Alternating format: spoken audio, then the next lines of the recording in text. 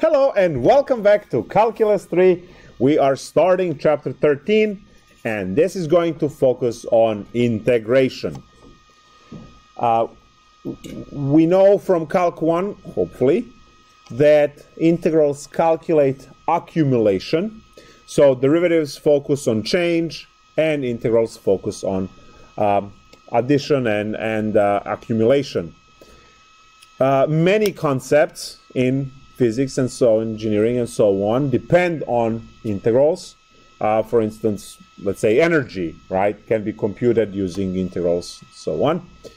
So we are going to now move from two-dimensional integration, which is your Calculus 1 and Calculus 2, into 3D or higher. You can go higher.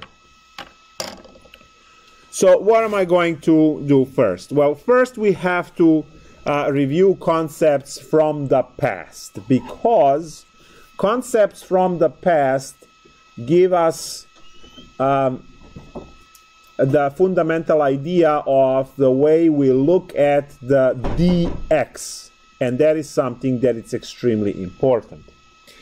So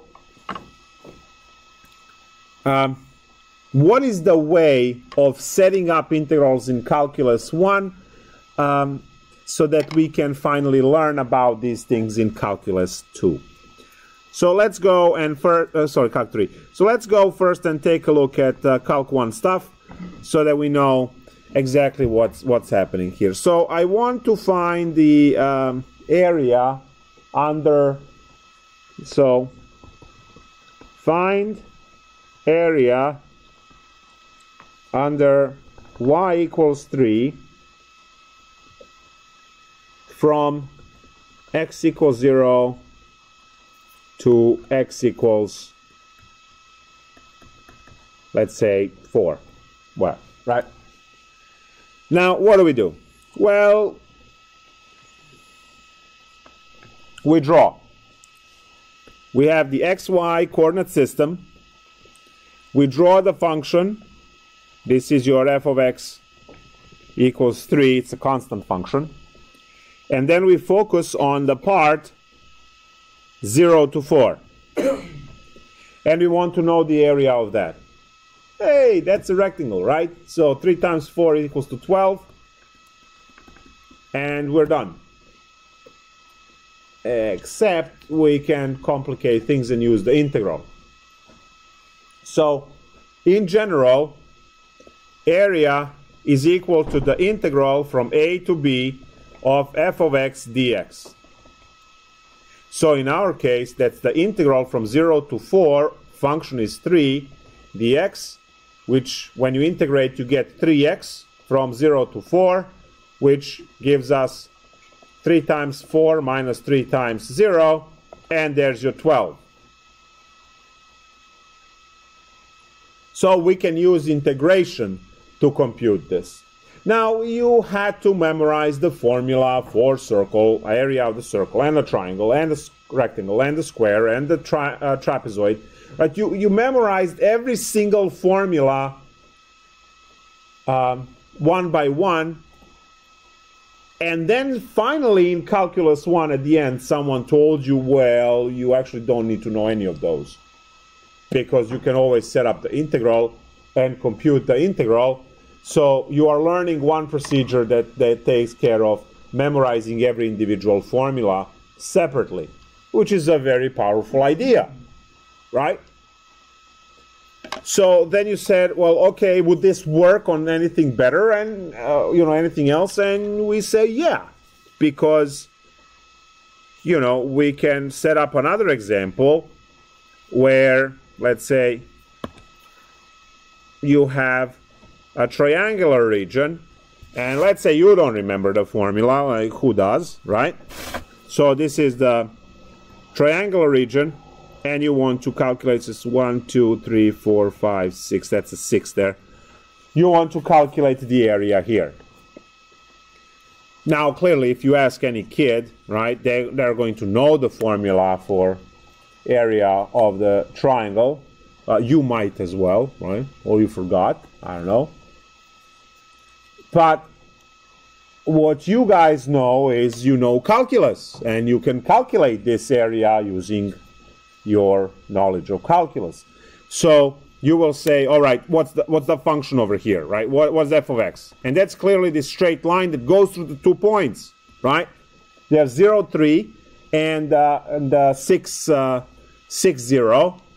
And you can just set up calculate the slope, calculate b, and there you go. Y equal mx plus b. So what's the slope? We are going 3 units down, so that's a negative 3. 6 units ahead, x plus, and y-intercept is 3. So it's negative 1/2 x plus 3. I'll do that one more time just in case. So we are starting at the y-intercept. You have to go 3 units down, so that's negative 3. Then you go 6 units across, and that's your slope, so mx, and then plus 3, because that was your starting point, plus 3. So what's the function? It's actually negative 1/2. So I'm going to just change that negative 3/6 into negative 1/2 x plus 3. And the rest is just calculus, right? The area is the integral from 0 to 6. And we have our 1/2 x, negative 1/2 x plus 3 dx. Now we're going to integrate this. Integral of x is x squared over 2, so this becomes negative 1/4 x squared plus 3x, all of this computed from 0 to 6. We don't have to worry about 0 because these are polynomials. If you add the cosine or e floating about, then sure, 0 will make a difference. But for the polynomials, it doesn't. So we just computed 6. I have negative 1/4 times x squared, it's a 6 squared, it's a 36. Plus 3 times 6 is 18. 1/4 of 36 is negative 9 plus 18, and the entire area is 9. Now if you ask the kid, right, what's the area of the triangle, he'll probably say 1/2 base times the height. In your case, 1/2, 6 times 3, 3 times 3 is 9. But then we have more powerful way to describe that. Now, the very important part, the most important part of this is to understand in a way that which dx works. What is dx? Dx is the representative rectangle which you draw somewhere in your shape. Now, I will remind you that when you did the Riemann integral for the first time in Calc 1, you created these rectangles like this, and then you did approximations. And then we said that you are going to take one of these rectangles, which used to have delta x equals 1 or something, and you are going to send that delta x to 0. Because as you are sending this delta x to 0, you are making those delta x's so small that technically this imperfect top, right, of the rectangle that creates error is becoming infinitely thin, so it actually fits in a single point, and then you get the exact area because you eliminated all the error. There is no width to any of these rectangles because the width of those rectangles goes to 0, and that's that, right? Now, when we draw these things now, right, and we said that you want to go from A to B, we just draw one of these representative rectangles, and we call that representative rectangle dx. You absolutely must understand this, guys. Look what happens now. As you are setting up your integral, you have to imagine this delta x traveling across from A to B, which is the reason why it goes from A to B. This delta x was at A at one point, right? That's the first representative rectangle that you get to draw at A, and that's your lower limit.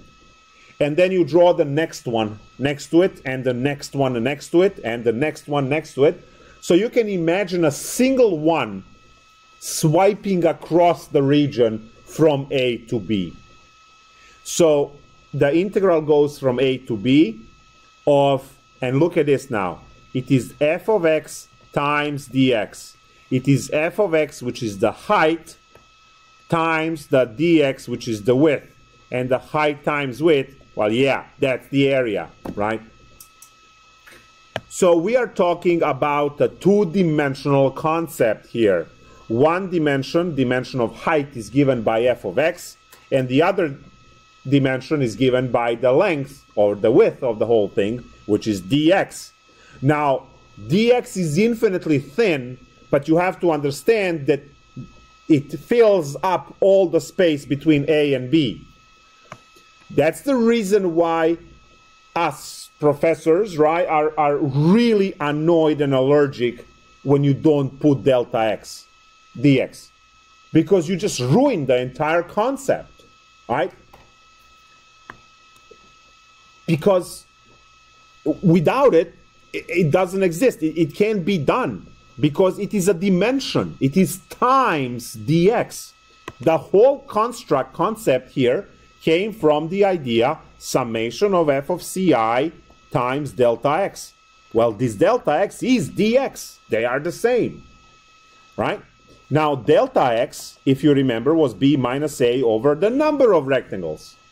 So now you see how dx is connected to a and b, and they create a unit.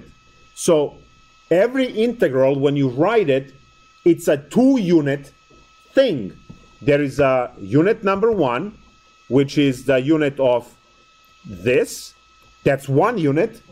And then there is another unit, which is that.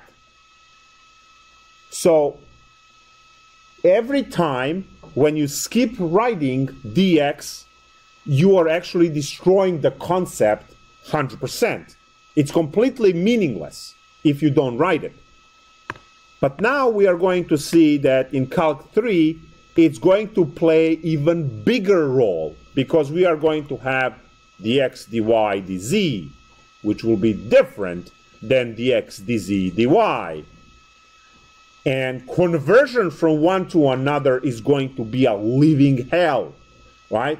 Which is the reason why we want to learn the way the dx, dy work in the beginning so that we can avoid these types of conversions down the line. We really don't want them. We want to set up things in the easiest possible fashion right off the bat so that we don't have to go through crazy conversions, calculations, and things like that. So now, at the end of Calc 1 review, before we start our Calc 3 exploration, I have function y equal x squared plus 1 on the interval here, on the interval 1 to 6, right? So without drawing a picture, because now I know what I can draw, it's not a big deal. It's x squared plus 1, so this is where 1 is. And I'm going to go from 0 to 6, right? I'm looking for this area over here. Well, in this area over here, I can draw one representative dx, which I know is swiping from left to right from 0 to 6. Sorry, from 1 to 6. I need it. From 1 to 6. There we go. 1. There we go. So what's the area? Area is 1 to 6 of x squared plus 1 dx. Note the use of parentheses. You see the x squared plus 1 is in parentheses because the entire function needs to be multiplied by dx. Again, your height, your width. Height times the width is the area.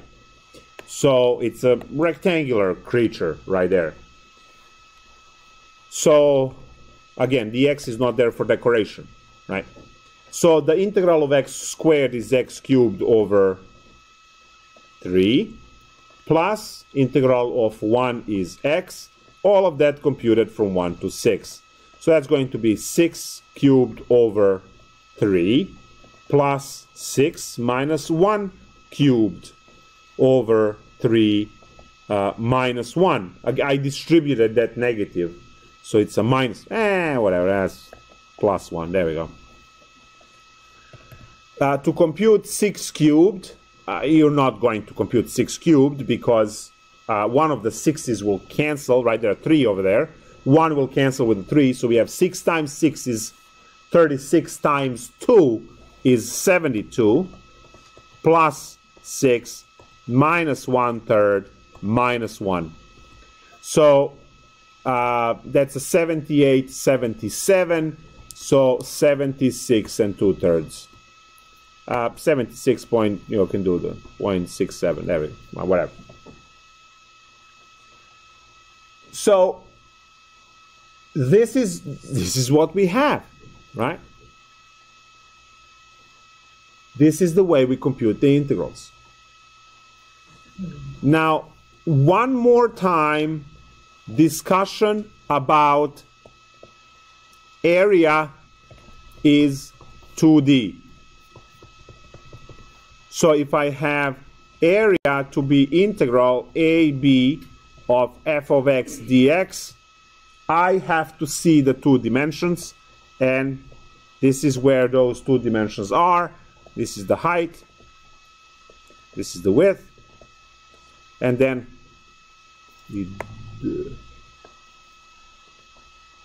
there we go. And then if I am to multiply those 2, height times the width, we get area. So this was this. Now, what I am doing is as I am integrating, right? I am multiplying whatever I put in here by another dimension. So effectively, every time I integrate, I bring dimension up, right? It goes up in a dimension. Now, if area is given as the integral of f of x dx, right, from a to b, well, it should make some common sense that if I am to put 2 integrals there and nothing inside, just have dx dy like this, that I should get area again, because dx is going to bring a dimension and dy is going to bring a dimension, so that becomes 2D. Now you can say, well, can I still have a function there? Yeah, but that brings what? 1 more dimension. Very good. So if I am to have these guys and then f and then dx and then dy, how many dimensions do I have? 3, right? If I have 3 dimensions, then this better be volume. So we are going to discuss in chapter 13 now, we are going to discuss double integral and triple integral. But you can use a single integral and double integral to compute areas. You can use double integral and triple integral to compute volume. You can use triple integral to compute bulks, which is the 4D things. Temperature, density, right? We have the concepts. We know what we can do with those things. So we can compute all of these things. Just we have to be careful and we have to be mindful of dimensions, of number of variables. That's all it is, right? So z equals f of x, y, 3D. Why? X, y, z. z equals f of xy, 3D. Y equals f of x, 2D. The only two dimensions that I'm mentioning is x and y, right? Those are the two. So, 2D. XYZ, 3D. XYZW, 4D, right?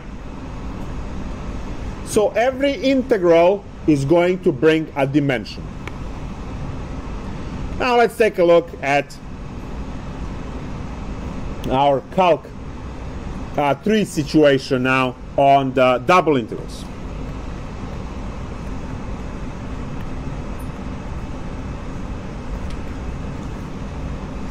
So first of all, a double integral can compute either area or volume. So double integrals here in blood compute area or volume. If we are talking about area, then area is equal to double integral, let's say dx dy. And if we are using double integral to compute the volume, we will have to use double integral some function of x or y and then dx dy or dy dx. We'll see that. How many integrals can I string together? 16, 38, 170, all right? As many as we need in terms of our calculations for our dimensions. Now, generally, we live in 3D space. You add a little bit of time, and then, so generally we don't go more than, 3 integrals for anything. So double integrals can compute either area or volume.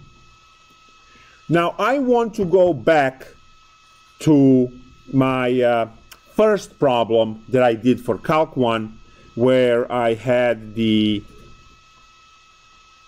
function f of x equals to 3, and I computed the area from 0 to 4. See, that integral in Calc 1 was 0 to 4, 3 dx, and we got 12. But now in Calculus 3, I can use the double integral. And now I need you to stare at this picture because I'm going to do the most important thing of the entire chapter. So pencils down, out of your hand, if you really want to pay attention here. Look what I'm going to do. I'm going to first say I'm doing the area, so this thing over here stays empty. And I'm going to have my, I'll set dy dx, I'll explain why. Now, the way the pairing goes for multiple integrals, it's like layers of the onion. You have the box inside, then you have the outer box, then you have the next layer and the next layer, like your clothes. You have your layer underneath, then you have the next one, then you put the jacket, okay? So the integral that it's the most inside goes with the most inside the whatever it is.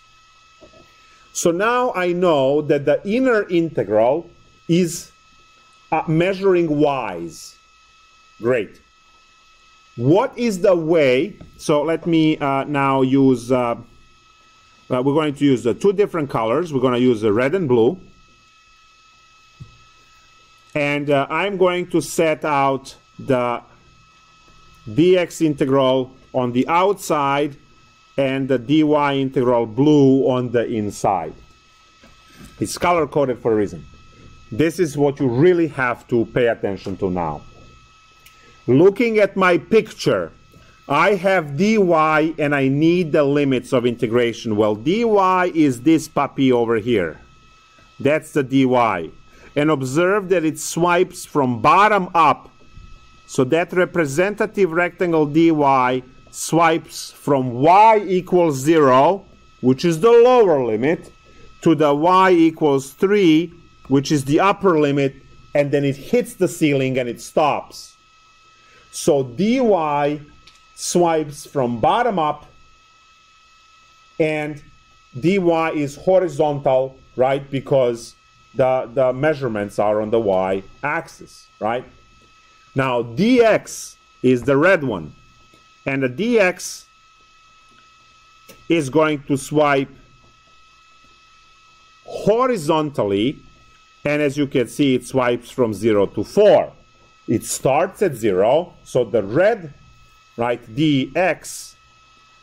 dx is going to swipe from the left all the way to the right. So you need these motions in your head, otherwise you're doomed. It's going to get worse, much worse. So here we go. The outer integral corresponds to the outer guy, and the outer guy, hey, I know how dx and dy look like, right? What they look like. Dx always like this, dy always like that. So, what is happening for this dx? Well, dx starts here at x equals 0 and goes all the way to x equals 4. Great, 0 to 4. What's happening with y? First one is there, and then all the way up to 3. So 0 to 3. Done. That's the setup, right?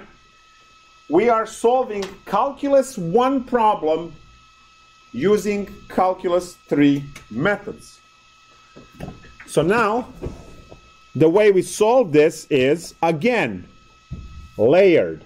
We do the inner integral first, and then we'll get some result, because it's definite integral, you'll get whatever, and then you will compute the outer, right? So we first solve the blue part, so copy the outside, which is 0 to 4, and on the inside, you technically have 1 over here, right, to integrate.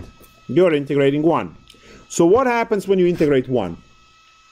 You get x that needs to be computed from 0 to 3, and you still have your, you get your y that right, because you were integrating dy.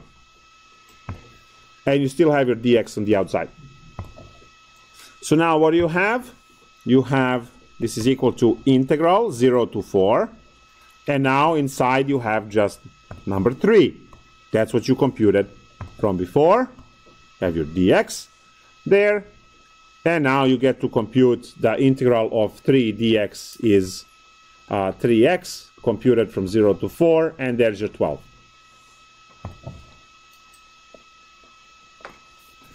This is really overkill, right, to compute the area of the rectangle. But it's a very important introductory exercise to understand stepping up a dimension. Now, for the first time, you see the dimension for x and the dimension for y in terms of integrals. Integrals bump up a dimension. What do derivatives do? They destroy them. All right? You take the derivative, it goes dimension down. Right? You take the derivative of the volume, you get some form of the surface area. Right? It goes from a cube to a square to a length. Right? And then from length, nothing. Right? 0. So over here, right, we see that now we have the red dimension x, blue dimension y. X times y, still area, 2 dimensions, right? We did not put any function inside. If I put the function there, it becomes volume, becomes 3D. I also want you to recall your integral in black from Calc 1 and look over here, right? So there it is. Now you see that what used to be just a function, now it's going to be in here. We are going to upgrade there as well. That's the next lecture, where these do not have to be constants. They can be functions. And that's 13.2. So we'll take care of that probably next class before the review. Or probably not. I don't know. We'll see. So now we know this. Now, this is just us understanding dimensions. Right? what it truly, what do we actually want to learn, right? We want to learn how to find the volume of the object, right? And we are going to see that domain of the object is very important. So we categorize domains in two categories. Category number one, which is this lecture, is when the domain is a rectangle. Take a look at your printer, right there. You don't have to go far. Take a look at this room, right? The base for this room, the carpet, is a rectangle. The base of the printer is a rectangle. The desks at which you're sitting right now, they all have rectangular domain. What does it mean, rectangular domain? It means that I take a flashlight and I shine above the, above the object. The shadow on the ground of that object is a rectangle. You can also think about the dough, right? We take a stencil and you press a cookie. Each cookie is a rectangle, right, in the base. You can have whatever kind of surface, right? We will all agree that the surface of the desk, the surface of your chair, and the surface of the printer are different, right? Well, their base is all the same. They all have a rectangle in a base. And that is what this lecture is for. If your base for the object that you are looking to calculate the volume of is rectangular, this is the way to find the volume. Volume is equal to double integral a to b, c to d, f of xy, dy, dx. Or volume is equal to integral c to d, integral a to b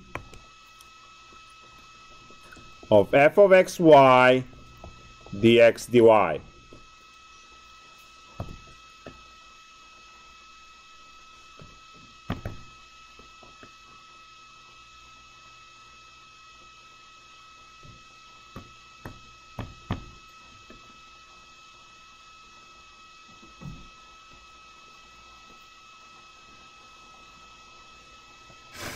Does this make sense?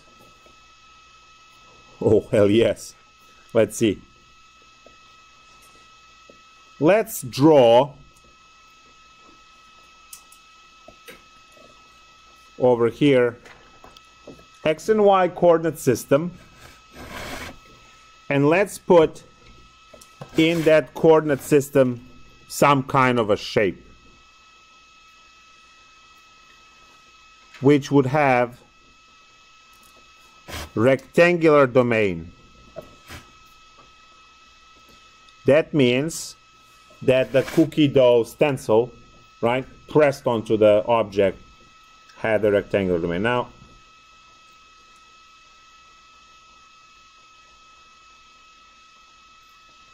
I am going to come up with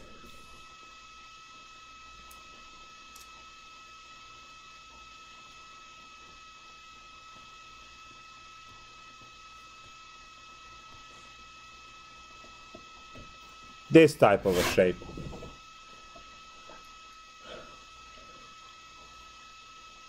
Whatever. It really doesn't matter what we draw. What matters is that your x-axis has measurements A to B and your y-axis has measurements C to D.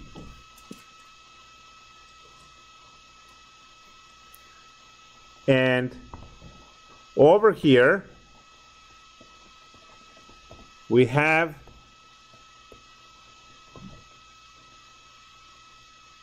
rectangular domain, which I can draw on the side as a rectangle containing A, B, and C and D to match the picture I have over there in the first quadrant. It doesn't have to be, it can be anywhere, right? You can have your x go from -2 to 7 and y to go from -3 to 5. Fine. I just did a lazy thing and started the origin. Next example, I won't. So this is the time where you have to go back to what I gave you as an advice earlier. When you get stuck, time to look at the floor, because the floor is your xy, your good old math prior to Calc 3. Every single time you had an x squared, sine x, e to the x, whatever, all of those functions are simply chalk on the floor. So I can draw x squared, and I can walk on that x squared and leave the room, right? I can walk as a sine x in a wave, right, and go like this around. Every single y equal f of x thing is what you draw on the floor. Now, both of those things, dimension x and dimension y, are becoming our domain. What is our function? It's the shape that we get in a third dimension, in a z.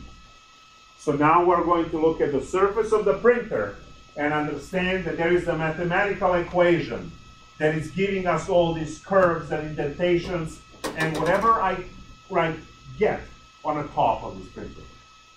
The important part is that this printer has the rectangular base. And that rectangular base lives in the xy plane.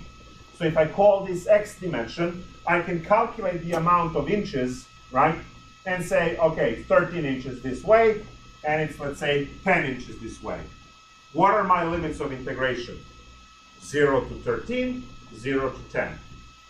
So you have to be able to figure out these numbers. When you know what the numbers are on x and a y axis, those are the numbers that go on these. And we have to add to that this very important feature here, AB dx CD dy. The inner integral belongs to inner d. The outer integral belongs to outer d. Look at them being completely swapped on the bottom. AB dx inner integral gets computed first, and then CD dy outer integral gets computed when this is done 100%. Okay? Well, it's left to do 5,000 examples.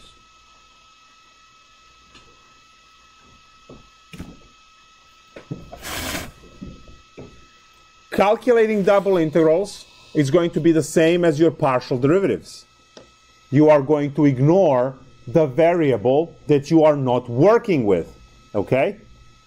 So, this is where your common sense has to kick in. Integral of x sine xy, whether you're going to have dx dy or dy dx, is not the same thing. For calculation purposes, you see two x's over here? You do, right? Mm-hmm.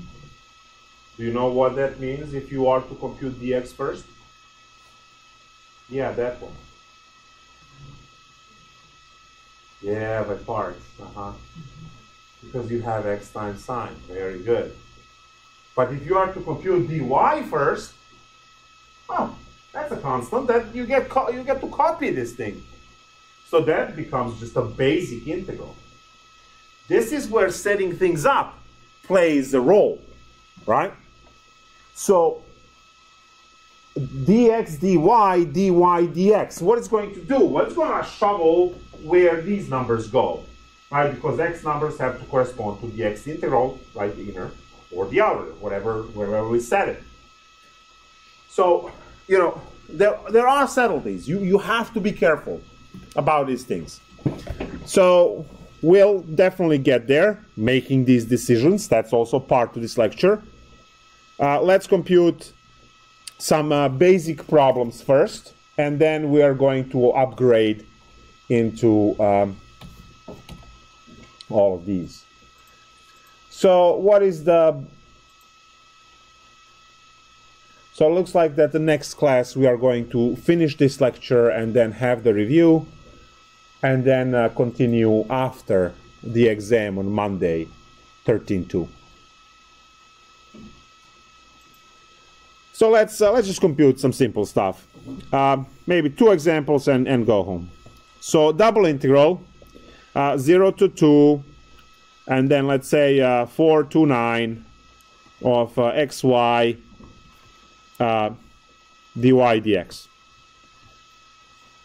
Great. The way we compute this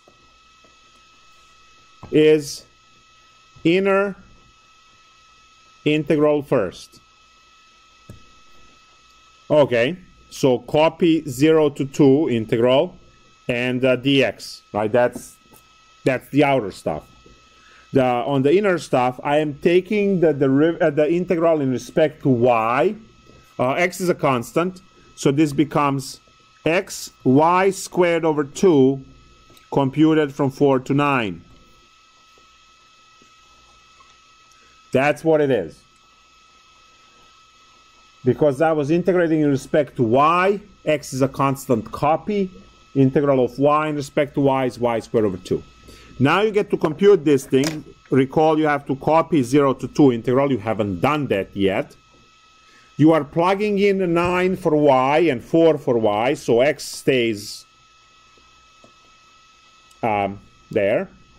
You have 9 squared over 2 minus 4 squared over 2. Still dx, we didn't do that. Copy again. This is 81 minus 16 over 4.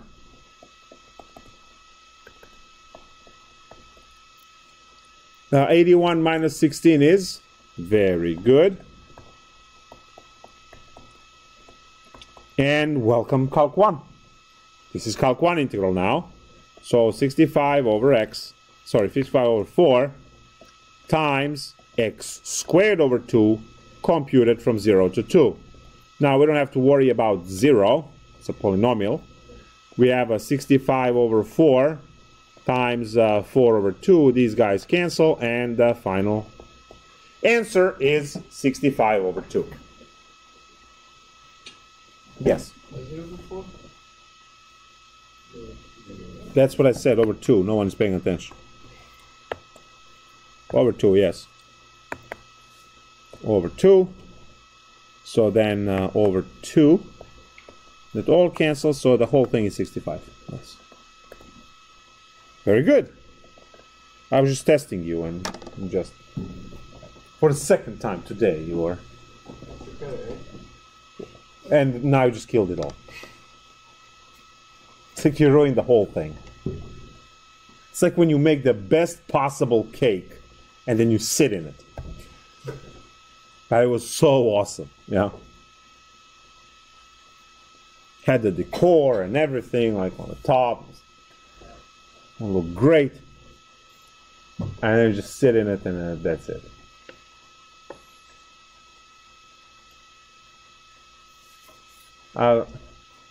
One more wonderful example, and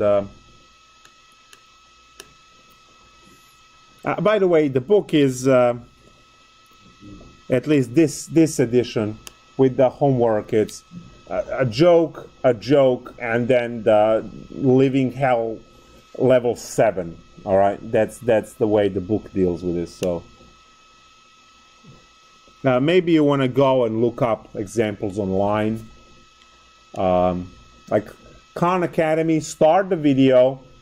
When you see the problem, pause the video, do the problem, and then check your work, right? Don't look through the whole thing and then try to, monkey sees, monkey do is not going to do anything for you. So, I really hope they address the issue of having some nicer problems, like a mid-ground.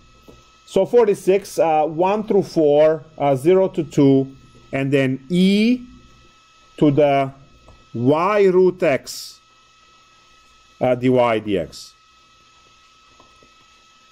That's our problem, last one for tonight. So what do? We have to integrate in respect to y. If you are integrating in respect to y, root x is a constant, right? So who cares, right? We just copy that. Well, we also have to worry about the u sub part, right? Because we know that the integral of e to the ax dx is e to the ax over a, right? That over a comes there from u sub, and then you have plus c, but we're going to have limits, so we don't have to worry about plus c. So, yeah, that's that issue there. So let's go with 1 to 4. And now the integral of e to the y root x is e to the y root x divided by root x. Again, so I'm going to box off the inner, and I'll say root x is a constant. I'll say equal a, and then point over there. So you'll understand where this root x comes from. And then you have to compute this thing from 0 to 2, and you still have your dx there. Now we jump all the way down there.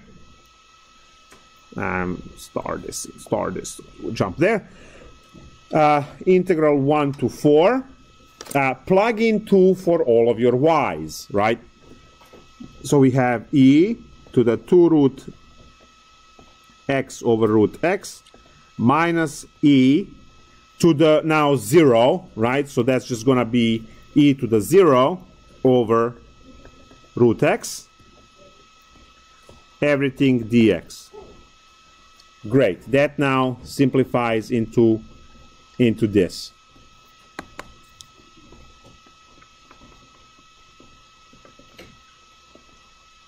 One over root x dx. And now you have to integrate this. Well, we're going to use u sub, right? So u equals 2 root x, du equals, when you take the derivative of this, is 2 times 1 over 2 root x, so they cancel, so it's just 1 over root x dx. So swap, also change limits. So when you plug in lower limit 1, you get 2. When you plug in lower upper limit 4, you get 4, because square root of 4 is 2 times 2 is, yeah, good. All right, so now I have over here, what do I have? I have e to the u du, and I'm going to just break off and do the other integral by itself. So I broke it into 2 integrals. So observe that the first integral has the changed limits because we did the u sub. The second integral has the good old limits, 1 to 4, because we did not use u's. We still have x's there. So now the first integral is e to the u computed from 2 to 4. And the second integral is u add 1, right? So it's x to the 1/2 divided by 1/2 computed from 1 to 4. So it's going to be e to the 4 minus e squared minus 2 times root 4, and then plus, right, because the minus from the formula and the minus there, plus 2 times root 1. So e to the 4 minus e squared minus 4 plus 2 is minus 2.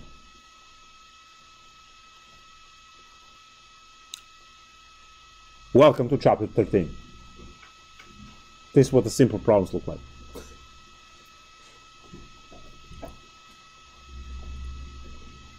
So that was a lot of stuff, right, at once. But with practice, this actually works out to be fine. I will see you all in 2 days.